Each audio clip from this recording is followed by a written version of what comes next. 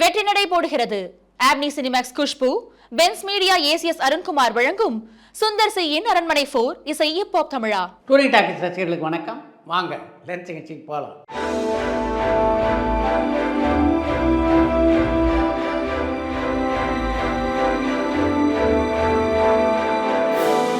என்னம்மா முதல் கேள்வி? இன்னைக்கு இருக்கிற காலகட்டத்தில் திரையுலக ஜாம்பவான் தகவல் களஞ்சியம் நீங்க தான். நீங்க திரையுலக நூலகம் தொடங்கலாமேன்னு நியூயார்க்லேருந்து பத்மநாபன் கேட்டிருக்காங்க. நீங்க சொல்லியிருக்கிறது நல்ல யோசனை தான், ஆனால் அதை செயல்படுத்துவதற்கான நேரம் இப்போ எனக்கு இல்லை.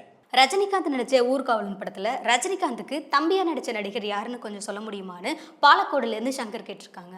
அந்த நடிகருடைய பெயர் மனோஜ் கிருஷ்ணா. திரைப்படக் கல்லூரி மாணவர், பல திரைப்படங்களில் நடிச்சிருக்காரு. இப்போ அபிராமி உட்பட பல நடிகர் நடிகைகளுக்கு அவர் மேனேஜராக இருந்து கொண்டிருக்கிறார். கங்கை அமரன் பேசுனது சரிதானே? இசை இல்லாம பாடல் வரிகள் மட்டும் நிற்குமா?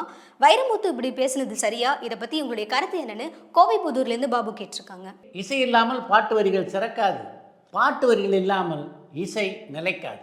சந்தானம் காமெடியனா இருக்கும்போது அந்த படத்தை வெற்றி பெற வைக்கிற ஹீரோவா இருந்தாரு. இப்போ அவர் ஹீரோவான பிறகு அதை பார்க்கறதுக்கே ரொம்ப காமெடியா இருக்கு. படத்துல ஹீரோவா இருக்கிறதா இல்ல காமெடியனா இருக்கிறதா அப்படின்ற குழப்பம் அவரோட படத்துல நல்லாவே தெரியுது. என்ன பண்ணா சந்தானத்தை முழு ஹீரோவா மக்கள் ஏத்துக்குப்பாங்கன்னு மதுரையில இருந்து முரளி அனுக்கிரகா கேட்டிருக்காங்க. சந்தானம் கதாநாயகன் நடித்த பல திரைப்படங்கள் வெற்றி பெற்றிருக்கின்றன. அதை நீங்களும் ஒப்புக்குவீங்க அப்படின்னு நினைக்கிறேன். அவரை கதாநாயகனாக மக்கள் ஏற்றுக்கொள்ளாமல் இருந்திருந்தால் அந்த படங்கள் எல்லாம் வெற்றி பெற்றிருக்குமா என்ன? அரண்மனை பார்ட் 5ல பிரசாந்த் நடிக்கிறதுக்கான வாய்ப்பு இருக்கான்னு சென்னையில இருந்து கணேஷ் கேட்டிருக்காங்க. அடுத்து சுந்தர் சி உருவாக்க இருக்கின்ற திரைப்படம் கலகலப்பு 3. அதனால அரண்மனை 5 வரும்போது இதை பற்றி நம்ம பேசுவோம். நடிகை சிம்ரனுக்கு கல்யாணம் ஆயிடுச்சா? அவருடைய ஹஸ்பண்ட் யாரு? திரையுலகத்துல யாரையாவது லவ் பண்ணாங்களான்னு பாலக்கோடுல இருந்து ஜான் கேட்டிருக்காங்க. சிம்ரன் கதாநாயகியாக வலம் வந்த காலகட்டத்திலே அவரை பலர் காதலித்தார்கள். அவங்களில் சிலரை சிம்ரனும் காதலித்தார். இப்போ திருமணம் செய்து கொண்டிருப்பது கூட அவருடைய காதலரித்தான். அவருடைய காதலருடைய பெயர் தீபக் பாகா. தீபக் பாகா சிம்ரன் தம்பதியினருக்கு 2 மகன்கள் இருக்கிறார்கள். ராகவா லாரன்ஸ் அடுத்தடுத்து நடிக்கிற படங்களை பத்தி சொல்லுங்க. முனி பார்ட் 5ஓட ஷூட்டிங் எப்போ ஸ்டார்ட் பண்ணுவாங்கன்னு திருநெல்வேலியில இருந்து ஐயப்பன் கேட்டிருக்காங்க. ராகவா லாரன்ஸ் பல திரைப்படங்கள் நடிக்க ஒப்புக்கொண்டு கையெழுத்திட்டு இருக்கிறார். அதில் எந்த படத்துடைய படப்பிடிப்பை அவர் முதல்ல தொடங்க போகிறார் அப்படின்றத அவர் தான் முடிவு செய்யணும். இப்போதைக்கு சத்யஜோதி பட நிறுவனமும் இந்தி பட விநியோகஸ்தரான மனிஷாவும் இணைந்து தயாரிக்க இருக்கின்ற படத்தினுடைய படப்பிடிப்பு முதல்ல தொடங்கும் அப்படின்னு நான் நினைக்கிறேன். இயக்குனர் சுந்தர்சி பத்தி கொஞ்சம் சொல்லுங்க. சுந்தர்சிக்கு பிறகு இயக்குனராக அறிமுகமான நிறைய பேர் சினிமாவை விட்டு காணாம போயிட்டாங்க. ஆனா சுந்தர்சி மட்டும் எப்படி தொடர்ந்து இத்தனை படங்கள் எடுத்துட்டு இருக்காரு? சுந்தர்சியை சாய்வு சித்திர நிகழ்ச்சியில எதிர்பார்க்கலாமான்னு திருநெல்வேலியிலிருந்து ஐயப்பன் கேட்டிருக்காங்க. சுந்தர்சியினுடைய வெற்றிக்கு முக்கியமான காரணம் அவர் தயாரிப்பாளர்களுக்கு தருகின்ற ஒத்துழைப்பு. சுந்தர்சியை வைத்து படம் எடுத்த பல தயாரிப்பாளர்கள் இன்று வரையிலே சுந்தர்சியோட நட்போடு இருக்கிறார் என்றால் அதுக்கு முக்கியமான காரணம் அவருடைய பழக்கம். இதை தாண்டி சுந்தர்சியினுடைய வெற்றிக்கு காரணம்னா அவருடைய புத்திசாலித்தனமான திரைக்கதை அமைப்பு. பொதுவாக திரைப்படங்களுக்கு சென்சார் தேவைதானா? சென்சாரால திரைப்படங்களுக்கு ஏற்படுற சாதகம் மற்றும் பாதகம் பற்றி கொஞ்சம் சொல்லுங்கன்னு திருச்சியிலிருந்து பாலு கேட்டிருக்காங்க. இப்போது ஓடிடியில் வெளியாகின்ற படங்களுக்கு தணிக்கை கிடையாது. அதன் காரணமாக ஓடிடியில் எப்படிப்பட்ட காட்சிகள் கொண்ட படங்கள் எல்லாம் வருகின்றன, அந்த படங்களில் எப்படிப்பட்ட வசனங்கள் எல்லாம் இடம்பெறுகின்றன அப்படின்றதெல்லாம் நீங்கள் பார்த்துட்டு இருக்கீங்க அப்படின்னு நினைக்கிறேன். தணிக்கை அப்படின்னு ஒன்று இல்லைன்னா குடும்பத்தோடு திரையரங்குக்கு சென்று திரைப்படங்களை பார்க்க முடியும் அப்படின்னு நீங்கள் நினைக்கிறீங்களா என்ன? பாடல் வரிகள் மற்றும் இசைக்கு காப்பிரைட்ஸ் இருக்கிற மாதிரி டான்ஸ் ஸ்டெப்ஸுக்கும் ராயல்ட்டி இருக்கா? குறிப்பா நடன நிகழ்ச்சிகள் மற்றும் போட்டிகளுக்கு இருக்கான்னு பாண்டிச்சேரியிலிருந்து பெருந்தமிழன் கேட்டிருக்காங்க. ஐயா, பாண்டிச்சேரி பெருந்தமிழன், இப்போ சினிமாவில் இருக்க குழப்பங்கள் போதாதா? டான்ஸ் ஸ்டெப்புக்கு வேற ராயல்ட்டி என்று ஆரம்பித்தால் சினிமா உலகம் தாங்காது சாமி. கேப்டன் விஜயகாந்தோடைய நினைவிடம் உலக சாதனை புத்தகத்தில் இடம்பெற்றிருக்கு.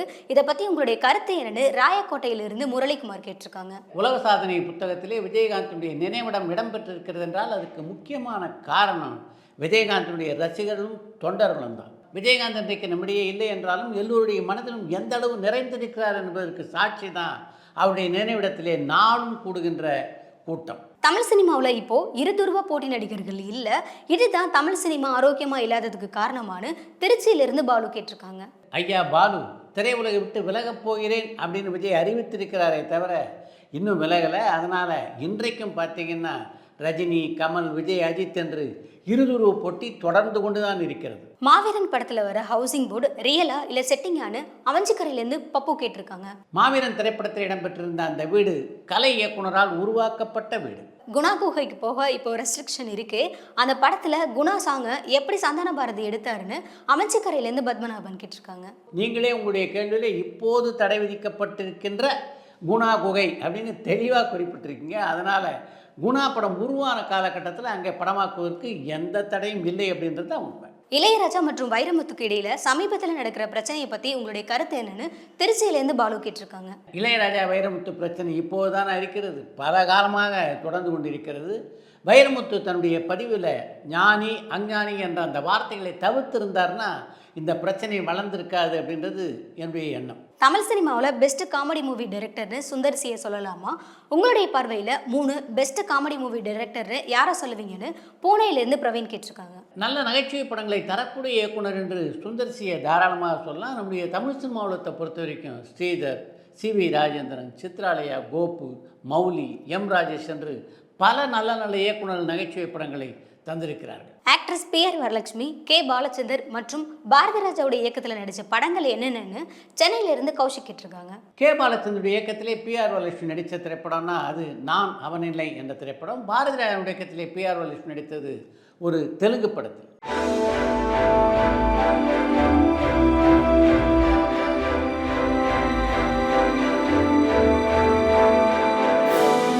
திரைப்படங்களுக்கு லொகேஷன் பார்க்கறதுக்குன்னு தனி அமைப்புகள் இருக்கா? அவங்க ப்ரொடக்ஷன் டீம் கூட ஒர்க் பண்ணுவாங்களா?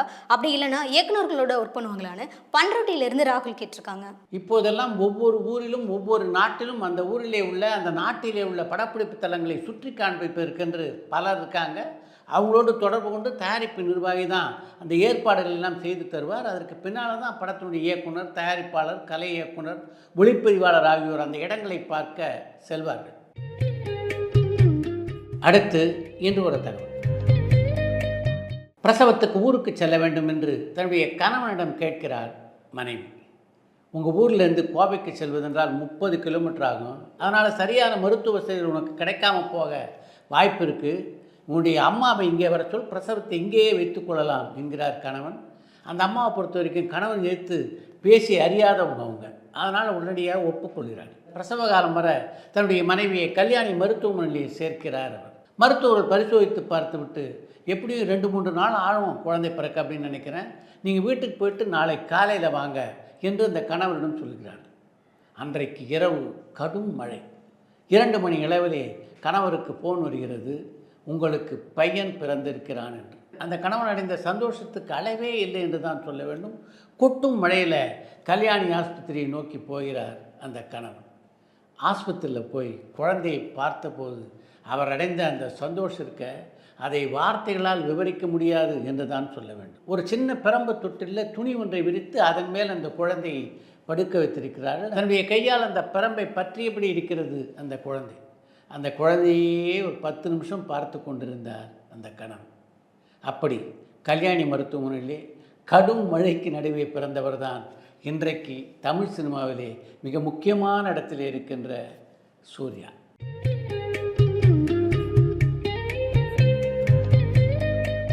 இத்துடன் இன்றைய லென்ஸ் நிகழ்ச்சி நிறைவு பெறுகிறது. மீண்டும் அடுத்த லென்ஸ் நிகழ்ச்சியிலே சந்திப்போம். பரபரப்பான சினிமா செய்திகள், நட்சத்திரங்களின் பேட்டிகள், சினிமா வரலாறு ஆகியவற்றை பார்க்கவும் படிக்கவும் உங்களுக்கான இணையதளம் tourantalkies.co.